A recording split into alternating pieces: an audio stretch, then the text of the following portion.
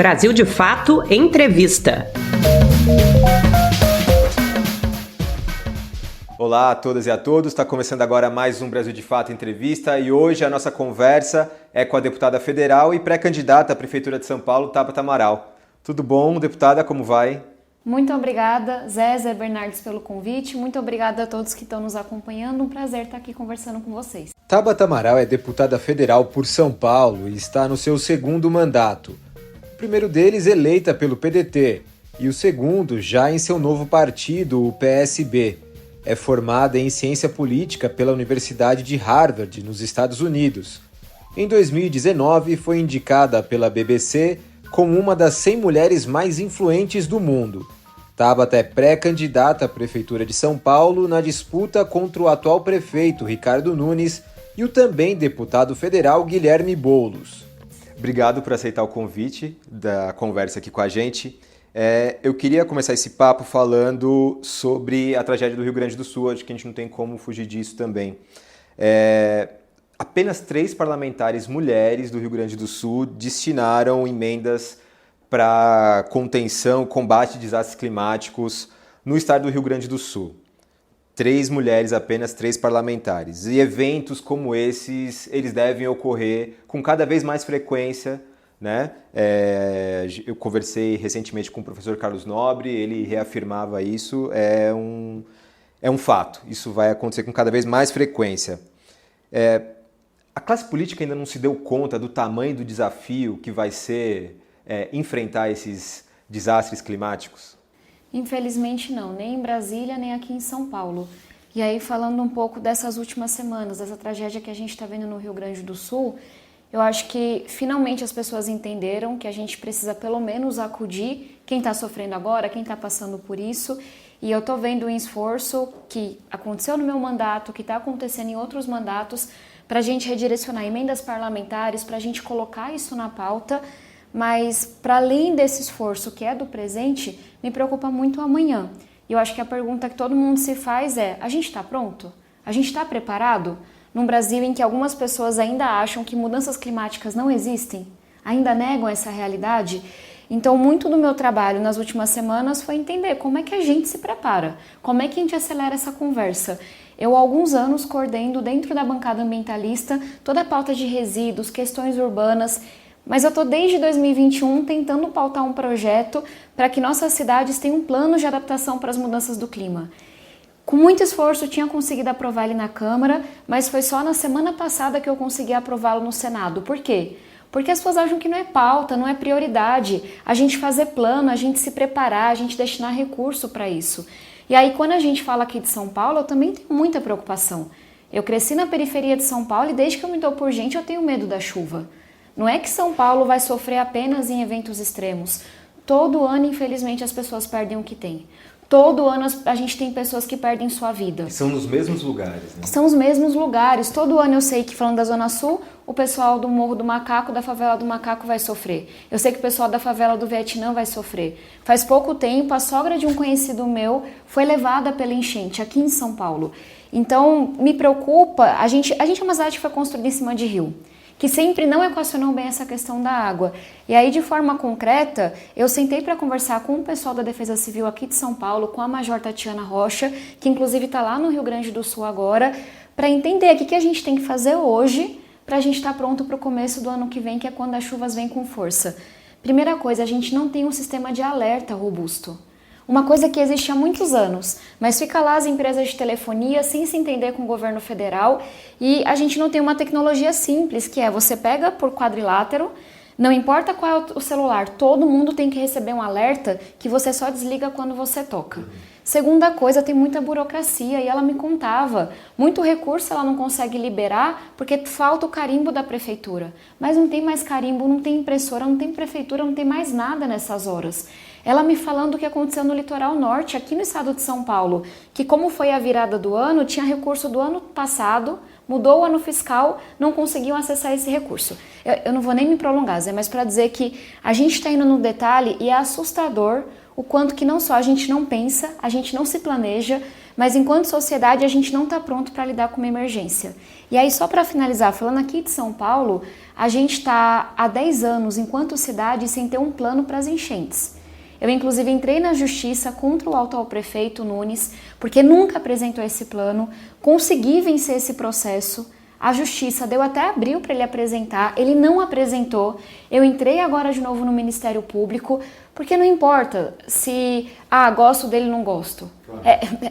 Minha família, são as nossas famílias que vão sofrer. Então, fazendo esse trabalho lá em Brasília e aqui em São Paulo, para a gente estar pronto, para a gente ter esse plano, para a gente entender onde é afetado, quais são as populações que não vão poder permanecer ali porque elas estão muito expostas, quais são aquelas que ficam mais expostas em eventos mais extremos, que tem que estar preparadas, a gente tem que saber para onde leva, a gente tem que saber como é que acode na hora, a gente tem que criar caminho para a água passar. Às vezes é criar espaço para o rio, às vezes é construir mais árvore, é ter um pântano, é ter uma cidade que consiga absorver essa água. Então, termino por aqui dizendo que hoje a gente não está pronto, a gente tem um longo caminho pela frente e, infelizmente, o futuro nos aguarda com muito mais eventos extremos do que o que a gente está vendo e a gente precisa encarar isso. E justamente nessa conversa com o professor Carlos Nobre, ele falava isso, da gente se preparar, as cidades têm que estar preparadas para isso. Em um dos atos que o presidente Lula esteve no Rio Grande do Sul, junto com a ministra Marina Silva, ele pediu a ela, e ela também já tinha, parece que encaminhado esse plano, ele já tinha pensado isso, um plano de mitigação e de preparação para as cidades.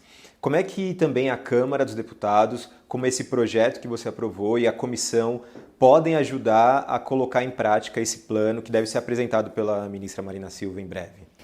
Eu não sei exatamente do que ela estava falando, mas existe na Câmara desde 2021 esse projeto de lei, que é o 4129 de 2021, que eu apresentei ainda no outro mandato, que diz exatamente isso, que nós precisamos de recurso, diretrizes e planos a nível nacional, estaduais e municipais. E esse não pode ser um esforço só do governo federal.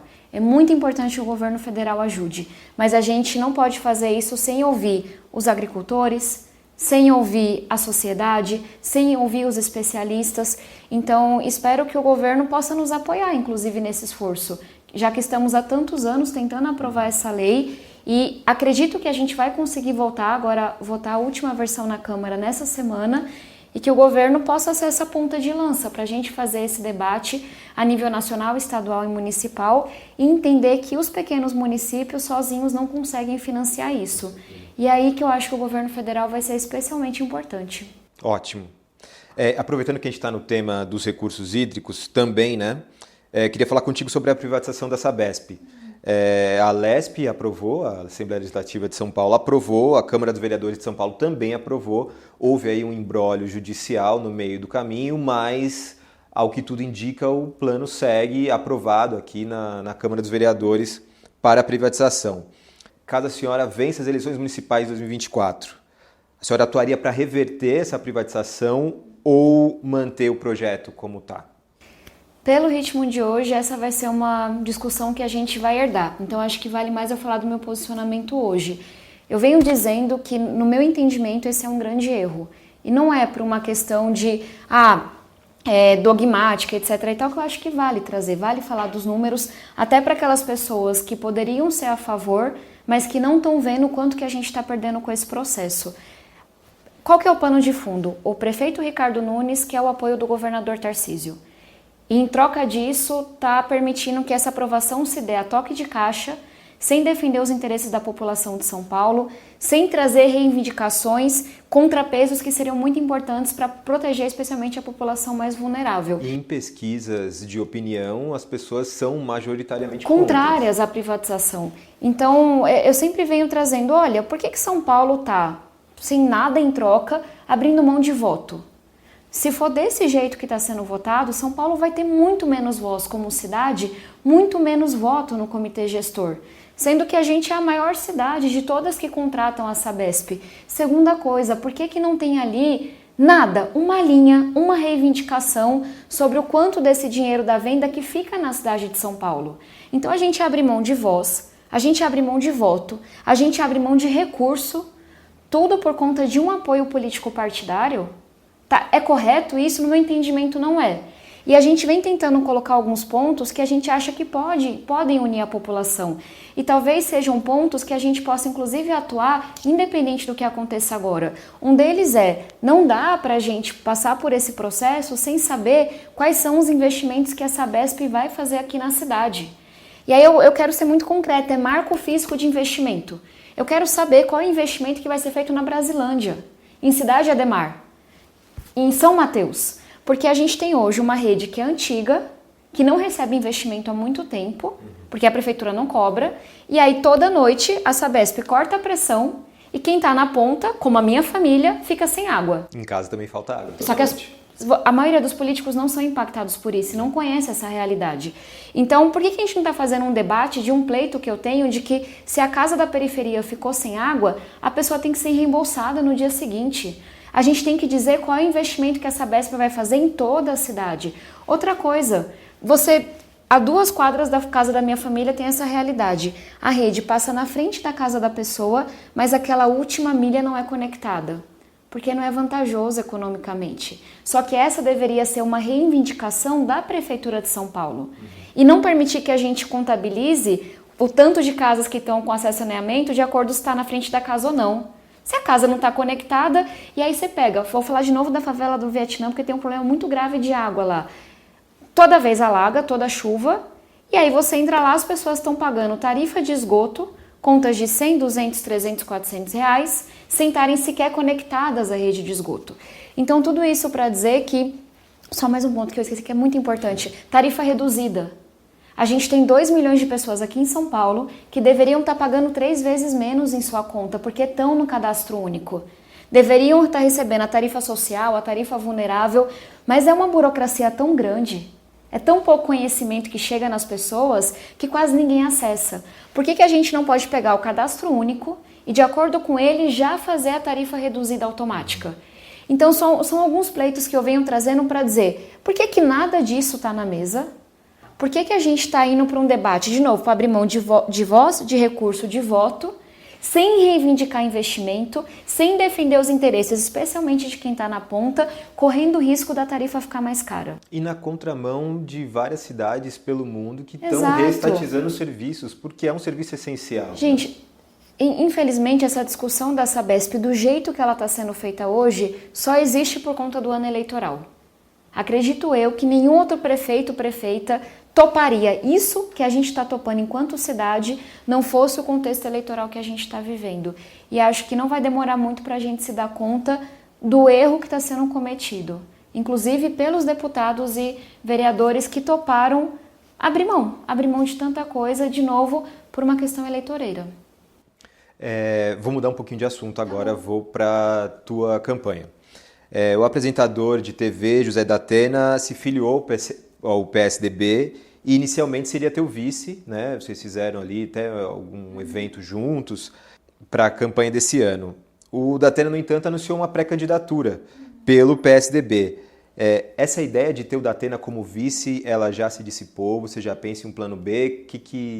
Como é que está essa questão? Uma coisa que eu acho que vale trazer de pano de fundo essa pré-campanha que eu estou liderando é uma campanha honesta. Uma pré-campanha honesta. Isso quer dizer que não tem caixa 2, não tem negociação de cargo, não tem conversa de dinheiro por fora e coisas que o valham. Então isso reduz muito o número de partidos com os quais eu posso conversar. Infelizmente a política brasileira ainda se pauta muito por essas negociações muito ruins. Então hoje eu converso com 3 partidos apenas. É importante a gente entender que essas grandes coligações elas têm um custo muito alto, porque são coligações que não têm a menor coesão ideológica. E desses 3 partidos com os quais eu converso, um é público, que é o PSDB. Por proximidade mesmo, de visão. O PSDB reuniu bons quadros da política aqui de São Paulo nos últimos anos. Então tem bons nomes que vão da centro-esquerda, centro-direita. E é o partido que topou sentar comigo para conversar sem fazer negociata. Para falar de plano de governo, para falar de segurança, para falar de transporte, para falar de educação. Então, tem uma conversa bem avançada com o PSDB que continua, independente da pré-candidatura do Datena. Acho que todo mundo tem o direito de colocar seu nome, de ver como vai na pesquisa, mas dentro do PSDB ainda tem muita disposição para poder estar junto com a gente do PSB, mas a gente tem que ter muita paciência. Tanto porque o Datena tem um prazo que já vence para poder dizer se finalmente vai ser candidato ou não, seja a prefeito, seja a vice, mas também porque as convenções são só em julho. Então eu brinco que uma das maiores características que a gente tem que ter é muita paciência, mas muita paciência mesmo, e seguir trabalhando. A minha pré-candidatura do PSB é a que mais cresceu nos últimos meses, então eu saí de 5 para 10, hoje para 15% na pesquisa, e isso apresentando o nosso projeto, apresentando o nosso time. E é isso que a gente vai continuar fazendo até o prazo em julho das convenções. Mas essas conversas com o Datena por hora pararam, então? Não, seguimos conversando com o Datena, seguimos conversando com o PSDB e com outros partidos que nesse momento não fazem isso de forma pública, mas que vem um porquê da nossa pré-candidatura, e acho que a gente pode ser uma alternativa bacana. Um projeto que, de novo, foge à polarização, então se coloca como uma alternativa para falar de cidade, para falar de projeto, para falar de plano de governo, mas também um projeto para a gente ser ponte entre periferia e centro. Eu sou hoje a única pré-candidata que vai igualmente bem entre classe A e classe E. Eu acho que isso fala dessas duas São Paulos que a gente precisa voltar a fazer conversar, precisa aproximar. A gente tem aqui duas cidades que não se parecem.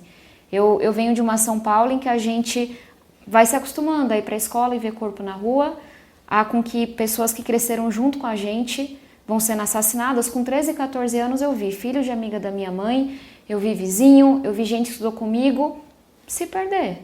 Por quê? Porque o Estado não chegou, porque a oportunidade não chegou. E isso na cidade que tem as melhores universidades da América Latina. Isso na cidade que concentra a maior riqueza da América do Sul. Então, essa incoerência, essa desigualdade que, na minha opinião, é o maior problema de São Paulo e que deve ser enfrentada hoje. A gente vai para um rápido intervalo. Tá bom. E já voltamos com mais um bloco do BDF Entrevista.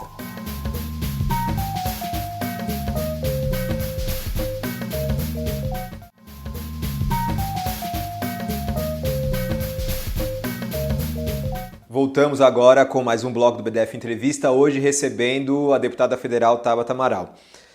Deputada, essa aliança com o PSDB, ela é estratégica para o PSB? A senhora falou da importância também de princípios, né, nessas alianças políticas. Mas o PSDB, apesar da tradição que tem no Estado, tanto no Estado quanto na capital, já governou o Estado por diversas vezes, também a prefeitura, né, nomes importantes como José Serra, etc., ele passa por graves dificuldades, principalmente desde 2014, com a derrota do Aécio Neves à presidência. Você acha que mesmo assim o partido ainda pode agregar a campanha? Acredito que sim. De novo, eu não chego nessa conversa para fazer uma negociação de cargos, mandatos, dinheiros e etc. e tal. Então, inclusive, hoje o PSDB não tem mais nenhum vereador na Câmara de Vereadores. E ainda assim a gente acha que seria muito importante ter o PSDB com a gente. De novo, porque nesse país tão dividido que a gente está vivendo, nesse momento de discussões tão rasas e tão estúpidas nas redes sociais que a gente vê, faz falta você sentar com pessoas que conheçam a realidade e que queiram endereçar isso. A gente fez recentemente o lançamento de 36 grupos de trabalho que vão pensar o nosso plano de governo. E uma brincadeira que eu sempre faço se não tem tamanho para ser ministro, não tem tamanho para ser secretário de São Paulo. São Paulo tem 12 milhões de habitantes e a gente, com a prefeitura do Ricardo Nunes, se esqueceu desse tamanho que a gente deveria ter. Dessa potência, dessas possibilidades que a gente tem, especialmente na periferia. E quando eu fui montando esse time, a primeira coisa que a gente não abriu mão foi diversidade. Então a gente tem nos 36 grupos pelo menos uma mulher e uma pessoa negra na coordenação. Porque mulher, negro, pessoa com deficiência sabem falar de saneamento básico, de PPP, de primeira infância, do que você imaginar. A segunda coisa foi tamanho. A gente tem inúmeros ex-ministros. Tem uma galera que está assim, mandando super bem na academia, na sociedade, e a gente trouxe esses nomes. Nomes como, para o nosso conselho, para o plano de governo, do Celso Laffer e do Condizila, do professor Zé Vicente, professor Ivair, Mafuane Odara, Cláudia Coxim, Leandro Piquet, Luciana Temer, Floriano Pêssaro. Eu não vou falar aqui de todos eles, mas para dizer que são pessoas que têm muita experiência, seja na sociedade civil, na academia, no setor público, que têm muita história de vida para contribuir e que falam, olha, tem coisas que são maiores do que o que nos desune, do que o que nos separa. E muitos desses nomes são nomes que historicamente atuaram em gestões do PSDB.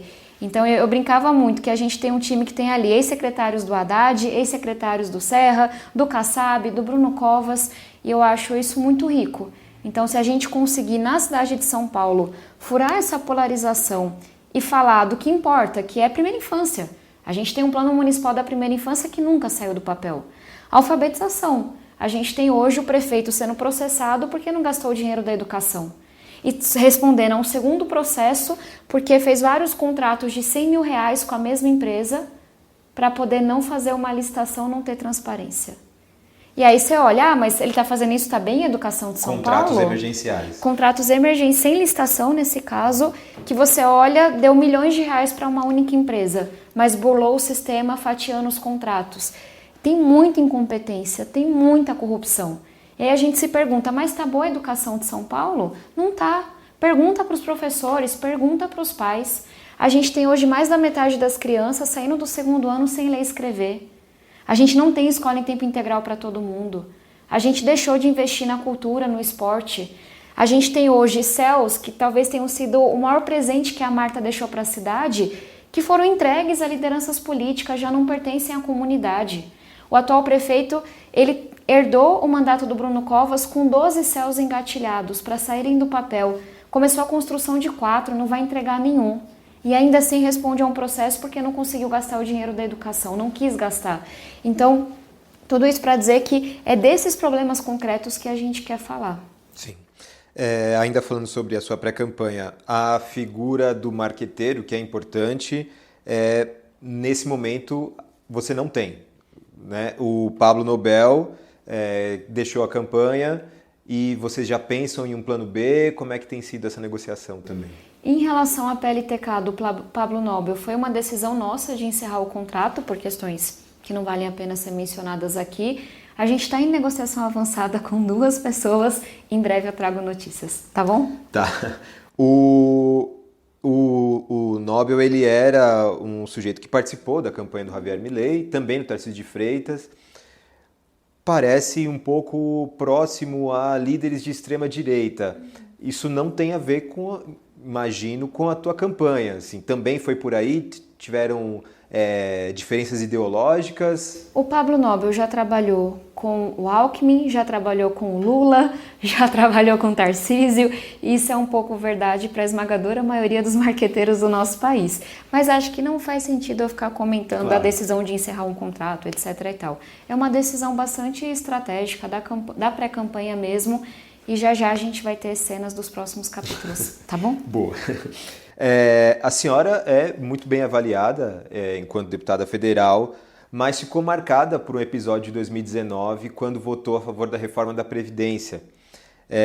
Na época tiveram problemas ali com o PDT, inclusive com o então candidato à presidência, né? Pré-candidato, o Ciro Gomes, enfim, tiveram alguns embates. Ex-candidato, pré-candidato. A sua base também não entendeu muito bem, imaginava aquela pauta como uma pauta um pouco mais à direita, mais liberal, entendiam você como uma candidata, uma deputada mais progressista. Como é que você lidou com esse processo? Faria diferente? De jeito nenhum.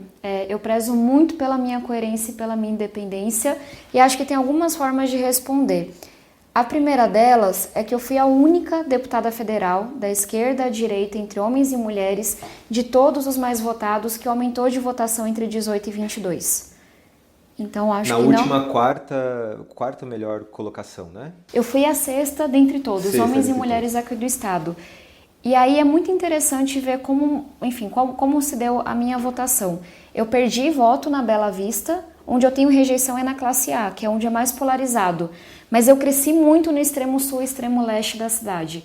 E eu me candidatei, e eu fui eleita, e eu trabalho todos os dias para ser ponte entre a periferia e o centro, para que as pessoas que de fato vêm de onde eu venho tenham sua voz ouvida. Então não acho que dá pra gente dizer que minha base não entendeu, que eu fui xingada, cancelada, ameaçada pelo Twitter, da esquerda, da direita, isso é verdade todos os meses. Mas eu aumentei muito de votação na minha comunidade. uma comunidade DE em que eu compito, né, que fala, com compras de votos.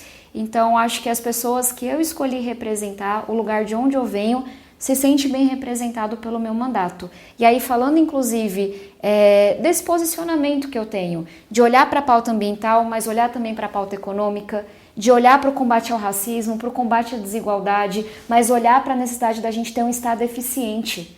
Porque se eu não estou cuidando das contas desse lado, não sobra dinheiro para fazer o social. De fato, é uma visão econômica de centro. Não é uma visão econômica de esquerda. O debate da reforma da Previdência não foi um pouco assodado, talvez ali sem um debate nacional? Se você me permitir algumas provocações com muito respeito. Claro.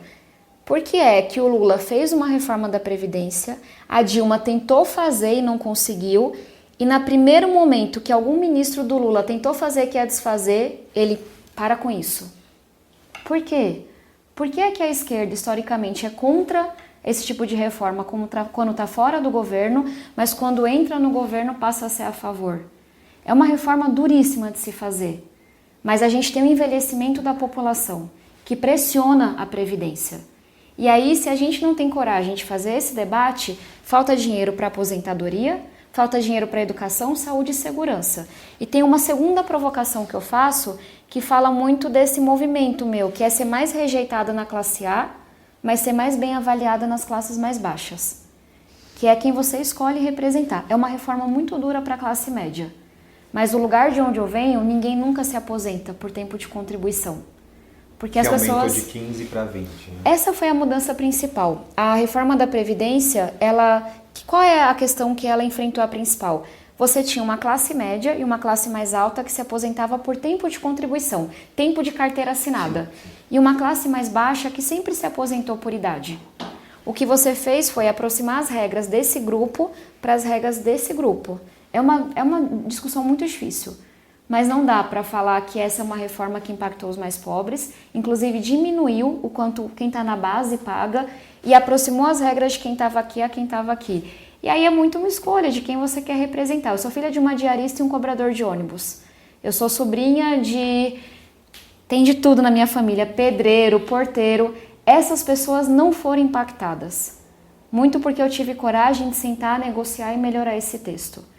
É por isso que essas pessoas gostam pessoas que eu falo minha comunidade, minha família, porque nem sempre você defender os interesses das classes mais organizadas é você defender os interesses de quem está na base. E eu não acho, com muito respeito e carinho, que é justo que alguém que trabalhou em escritório a vida toda se aposente 10, 15 anos mais cedo do que pessoas que vêm de onde eu venho, que fizeram trabalhos braçais a vida toda, só porque não tinham carteira assinada.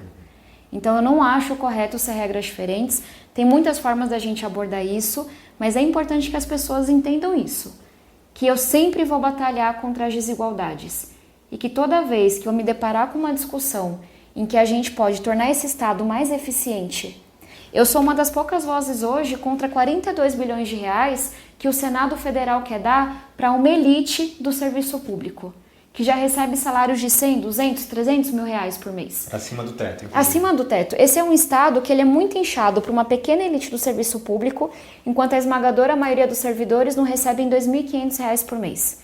Esse é um Estado que dá centenas de bilhões de reais de isenção fiscal para algumas empresas bem articuladas com o governo federal, mas em que o padeiro se lasca para poder pagar o seu imposto. Eu sempre vou me posicionar dessa forma. E isso vai fazer com que quem está à minha esquerda não goste, não concorde com o que eu falo. Mas vocês sempre vão ver essa coerência. A defesa de um Estado eficiente. Até porque se eu não fizer essas economias, eu não consigo aprovar um projeto que eu tenho muito orgulho de ter liderado para ter absorvente na escola. Eu tenho um orgulho danado de ser autora do Pé de Meia, que hoje o governo federal coloca como seu principal projeto, um projeto que eu apresentei 4 anos atrás. Importantíssimo mesmo. Para que nenhum jovem tenha que desistir da sua educação. Para mim, defender Estado eficiente é isso. É ter coragem de se posicionar contra super salário, é ter coragem de se posicionar contra privilégio, que muitas vezes acontece na elite do serviço público, e ter coragem igualmente de defender que quem está na base da pirâmide possa sonhar. Porque senão nunca a gente vai ter um país em que o filho do pobre e o filho do rico tenham a mesma oportunidade. Muito importante esse projeto, se der tempo a gente vai falar sobre ele. Por favor, vamos. Também essa eleição em São Paulo, ela tem um caráter federal, mas porque, como a gente tem falado aqui, é a maior cidade da América Latina, a mais rica, é também um trampolim político, né? Enfim, é uma cidade muito importante politicamente. Ela emula, nesse momento, a questão Lula e Bolsonaro, né? Guilherme Boulos é apoiado pelo Lula e o Ricardo Nunes conseguiu o apoio do Jair Bolsonaro, o ex-presidente. Ele não está muito certo, né? Porque ele fica escondendo, mas enfim. Mas subiu mais ou menos. ao palanque, foi Exato. até a Paulista, né? Abraçou lá o Bolsonaro, enfim. Por outro lado, a gente tem o Geraldo Alckmin, muito próximo a você, esses secretários, essas pessoas que estão te cercando nesse momento também são muito próximas ao Geraldo Alckmin, né? Ele que também te ajudou a compor essa pré-campanha. E há aquela questão se no governo federal isso vai ter um impacto, né? Há uma pequena divisão aí. Você acha que essa candidatura em São Paulo, não somente a tua, mas toda a disputa, ela pode ter um impacto também no governo federal? Primeiro que tanto o presidente Lula quanto o vice-presidente Geraldo Alckmin são dois homens crescidos que sabem lidar bem com a situação e tá tudo certo. Mas falando sem brincadeira agora de São Paulo, você mesmo usou a expressão trampolim. É isso que lasca com a gente. É ter uma cidade em que os prefeitos não ficam 2 mandatos, em que todo mundo vem pra cá já pensando em ser candidato a governador. Aí precisa de gente que vira e fale, olha, o meu compromisso é ser prefeita, se Deus abençoar, se o povo votar por 8 anos. Isso aqui para mim não é trampolim. Isso aqui para mim não é uma prévia de uma eleição nacional que vai acontecer daqui 2 anos. E muita gente já foi eleita e teve que se explicar no ano seguinte. Porque já começava a campanha. Trazer uma eleição nacional e resumir São Paulo a isso é apequenar São Paulo. Até porque indicação de voto todo mundo tem o seu. E eu tenho muito orgulho de ter o vice-presidente Geraldo Alckmin apontando o nosso projeto como o melhor. Mas apoio você precisa para governar. E eu sou hoje a única pré-candidata que consegue dialogar com o governo federal e com o governo estadual, que consegue sentar para conversar com partidos das mais diferentes tonalidades ideológicas. Porque se não for assim, eu não consigo fazer o que eu sonho. O que eu sonho para a educação, o que eu sonho para o transporte, o que eu sonho para a segurança pública. Segurança pública é uma área que se você não souber articular os esforços dos diferentes níveis, você não resolve. A prefeitura não tem o poder ostensivo de combate à criminalidade. O que a gente pode fazer é começar a dar gestão a isso.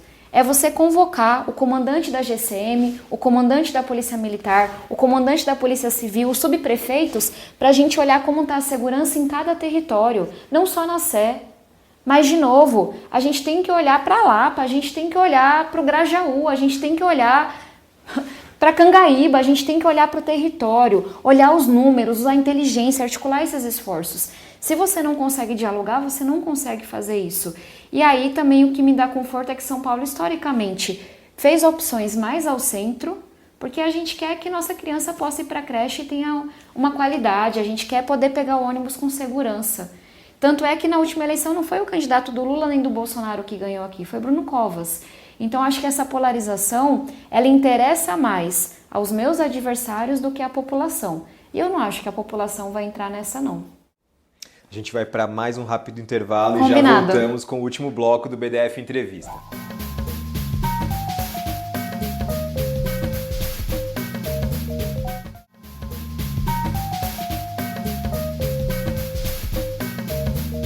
Voltamos agora então com o último bloco do BDF Entrevista, hoje com a deputada federal Tabata Amaral. Deputada, há quem dissesse que o presidente Lula faria uma proposta a você de se integrar ao governo, ali em algum ministério, enfim, para evitar sua candidatura. Isso não foi adiante, sua pré-candidatura está de pé, mas houveram conversas sobre isso ou não? O nosso partido, o PSB, sempre teve muita clareza da importância do projeto que a gente tem aqui em São Paulo. Então já faz muito tempo que o PSB chega para todas as conversas com o PT, com outros partidos e fala: São Paulo não está em negociação. A gente tem um projeto, a gente tem uma pré-candidata e a gente acha que o nosso projeto é o melhor. Então, acho que a gente nunca nem deu margem para essa conversa acontecer. Acho que é natural que outras, inclusive fui procurada inúmeras vezes pela campanha do Boulos, pela campanha do Nunes, para fazer um acordo de segundo turno, para ser vice, não sei o quê. E a gente, com muito respeito, responde que não. Eu não vou desrespeitar a população, eu não vou desrespeitar meus eleitores. A gente trabalha com a crença de verdade de que eu estarei no segundo turno. Então aqui não tem conversa sobre apoio de segundo turno, sobre vice, sobre ministra. E aí tem uma questão também de ser mulher, que eu fui me acostumando. Eu sou jovem, eu sou mulher, eu não venho de família importante da política. Então é muito fácil para as pessoas me diminuírem. Quando eu fui candidata a deputada pela primeira vez, disseram, não vai ter nem 500 votos. Tive mais de 250 mil votos. Fui para a reeleição, não se elege nem para síndica, foi só uma vez. Fui a única que aumentou a votação. Venho para essa disputa, não, o partido não vai deixar ser candidata, não. Não, o PT não vai deixar ser candidata, não. Não, fulaninho, não, ela vai ser vice, não, ela vai ser ministra. E a gente segue aqui, ó, trabalhando, montando o time, apresentando as propostas. Então também tem uma certa vantagem ser subestimado o tempo todo, que a gente sempre vai superando as expectativas. Há também quem faça uma comparação com Simone Tebet na eleição federal, que era considerado uma terceira via. Eu sei que a senhora já Só não falou... gosto porque chega em terceiro lugar e eu vou estar no segundo turno, exatamente. mas pode seguir com a pergunta. Não, mas já vi a senhora falando sobre isso. Mas tem um efeito importante, né? Ela teve um efeito importante nessa campanha. Hoje a senhora está a aproximadamente 14% do segundo colocado, que é o prefeito Ricardo Nunes. Em um eventual segundo turno, se a senhora não estiver, a senhora sentaria para conversar? Eu estarei no segundo turno. E essa é a resposta que quem está do meu lado, que meu time damos. E tem algumas diferenças nesse projeto. A primeira delas é que nenhuma das pessoas que, de certa forma, tentaram furar a polarização tinham a intenção de votos que eu tenho hoje. A gente tem sólidos 15% num cenário em que eu sou desconhecida pela maioria da população de São Paulo. E que o grosso da campanha ainda não começou. Exato. Mesmo. Não é à toa que essa é a pré-candidatura que mais cresce. E tem uma outra coisa que é muito interessante, que é uma pré-candidatura que tem praticamente a mesma intenção de votos na classe A e na classe E. Você vê hoje onde o Boulos vai melhor é na classe A. Acho que isso fala muito da trajetória dele, das propostas que ele tem. Onde o Nunes vai melhor é na classe E. E a gente está conseguindo furar. Não é ser ponte só entre esquerda e direita, é ser ponte entre o saber que vem da academia e o saber que vem da ponta. É ser ponte entre o centro e a periferia. E até para puxar o gancho que você falou que a gente ia falar, que é o pé de meia. O pé de meia é isso. Eu cresci ouvindo essas histórias. Minha mãe teve que largar o ensino médio porque engravidou de mim. Meu pai teve que largar o fundamental para trabalhar. Eu vi essa história se repetindo na pandemia. Mais do que dobrou a evasão escolar. E quando eu apresentei esse projeto lá em 2020, eu fui ouvir os especialistas. Eu queria saber dos economistas qual é a melhor solução, qual é o maior investimento que a gente pode fazer. Mas eu também fui ouvir os professores, eu também fui ouvir os alunos. E a gente conseguiu desenhar esse projeto que para cada R$1 que você coloca, são 7 de retorno para a sociedade. De fato é um investimento. Que é para aquele jovem que está no ensino médio e não consegue, às vezes, pagar um transporte, pagar uma comida, tem que ajudar em casa. Então, se tiver uma boa frequência, são R$200 por mês. Mas o mais importante do pé de meia é o incentivo, é a aposta que a gente faz na educação. Para cada ano que o jovem termina, são R$1.000 numa poupança. 1.000, 2.000, 3.000, fez o vestibular, tem mais 200. Para dizer que a educação vale a pena. Para dizer que o jovem tem que ser dono do seu futuro, ser dono do seu destino. Então, para mim, o pé de meia traduz muito do meu porquê de estar na política. É porque eu vi o que a educação fez na minha vida. Mas eu vi também a falta que oportunidade, que educação, que o investimento no social faz na periferia.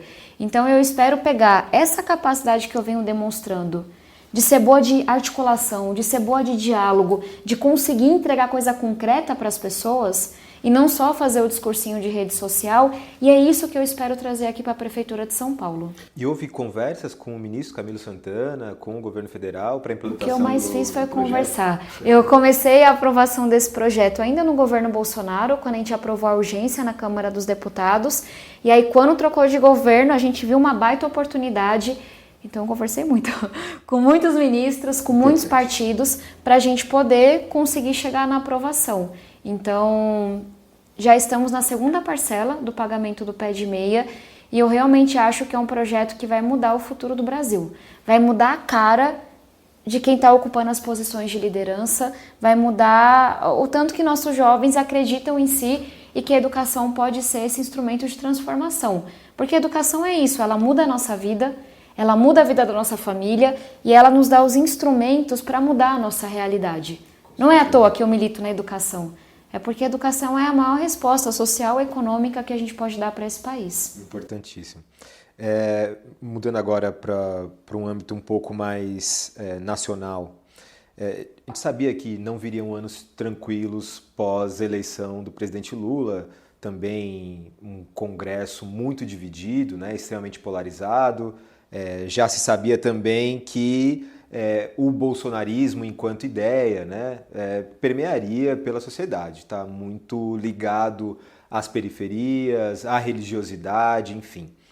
Tudo isso para dizer, a extrema-direita ela se reagrupou no Brasil, né, muito em torno da figura do Bolsonaro, mas também com o suporte que vem numa eleição, por exemplo, na Argentina, na Europa, que tem crescido cada vez mais. E eu estava vendo uns dados, a cidade de São Paulo é o terceiro maior local de células nazistas no Brasil, é a terceira maior cidade. E também é aqui que o presidente Bolsonaro tem grande apoio e lotou a Avenida Paulista há algum tempo atrás. A senhora tenta travar essa batalha aqui? Qual é a importância de se posicionar e da sua pré-candidatura também de colocar esse tema em pauta? Diferentemente do atual prefeito, eu não escondo nenhum posicionamento, nenhum apoio, quem eu sou, o que eu penso sobre o mundo. Mas eu sinceramente acho que o que a gente está precisando travar mesmo de batalha aqui em São Paulo é contra esse tanto de criança que a gente tem na rua e a gente acha que isso é normal. A gente se acostuma com a tragédia, a gente se acostuma com a desigualdade. Eu acho que inclusive isso explica essa incapacidade que a gente tem de se ver no outro. De enxergar quem está na rua e achar que é nosso irmão. De enxergar quem está, às vezes, numa prisão e conseguir entender o que levou aquela pessoa a estar ali. De você também conseguir se colocar no lugar de quem foi assaltado, indo para o trabalho e perdeu o celular que ainda está na primeira parcela. Então, se tem, na minha humilde opinião, sendo até bastante filosófica, um foco para a gente voltar a reaproximar as pessoas, é essa desigualdade toda. Porque quando você se acostuma a ter medo de tudo, não poder usar o celular para nada, mas também se acostuma a ver gente na rua desse jeito, se acostuma a ver criança na rua usando K9, aí qualquer coisa que coloquem na sua frente você topa, porque a gente vai perdendo a nossa humanidade. Então eu realmente acho que o nosso foco aqui em São Paulo tem que ser um só. A gente vai conseguir levar oportunidade para todo mundo? A gente vai conseguir realizar esse sonho que fez São Paulo ser o que é? Eu tô aqui porque 2 nordestinos vieram para cá sonhar e trabalhar. E a maioria das pessoas estão aqui porque seus pais, seus avós saíram do resto do Brasil, saíram do resto do mundo e de alguma forma chegaram aqui. Se a gente não consegue realizar esse sonho da oportunidade, da gente ter direito a uma vida digna, independente de qualquer coisa, a gente deixa de ser humano. Então, quando a gente fala de saneamento básico como um direito de todos, quando a gente fala de primeira infância como um direito que é constantemente negado, do poder da educação, quando a gente fala da importância da gente destravar esse trânsito que separa a cidade, da importância da gente cuidar da questão da segurança, é para dar uma resposta a isso. É uma resposta diferente. É diferente de eu ir para o Twitter todo dia e fazer um discurso bonito. E falar, eu sou contra o Bolsonaro. Eu sou contra o Bolsonaro. Mas eu sou contra o Bolsonaro nas ações também.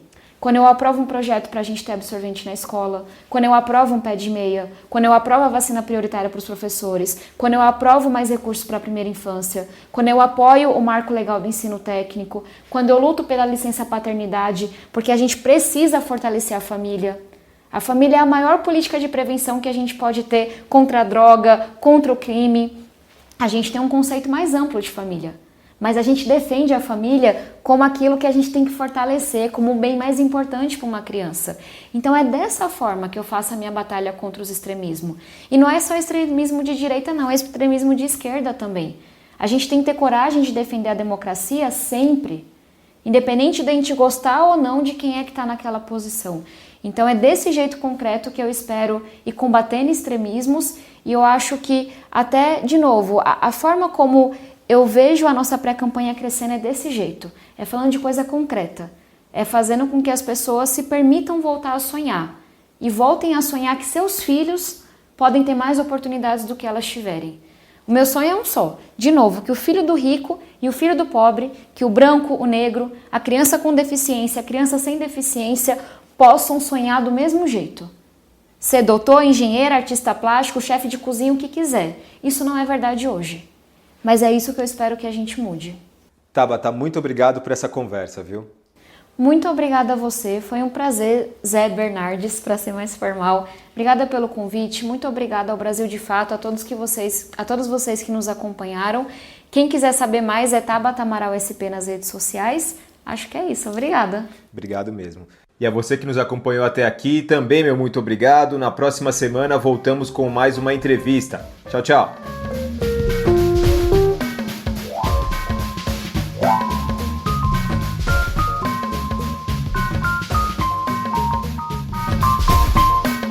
Direção e entrevista José Eduardo Bernardes. Coordenação de audiovisual Monize Ravena. Direção executiva Nina Fidelis.